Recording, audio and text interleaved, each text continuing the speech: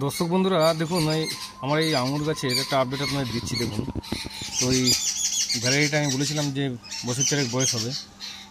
তো দেখুন, এই ফুলগুলো মানে কিছু গুটি আর কি দাঁড়িয়ে গেছে। দেখুন ভালো করে, এই যে দেখুন কীভাবে হয়েছে থোকায় থোকায়। এবং এই এক একটা থোকা আমি এর আগের বছর আপনাদের যে আপডেট দিতে পারিনি। এর একটা থোকা কিন্তু মোটামুটি ধরে রাখুন মিনিমাম আপনার 200 থেকে 250 300 পর্যন্ত তো হবেই কম করে। তো এগুলো বড় হলে, এর আগের বছর আমি মেপেছিলাম, অনেকটাই মানে বড় বড় আঙুর ছিল এবং মানে যথেষ্টই মিষ্টি ছিল।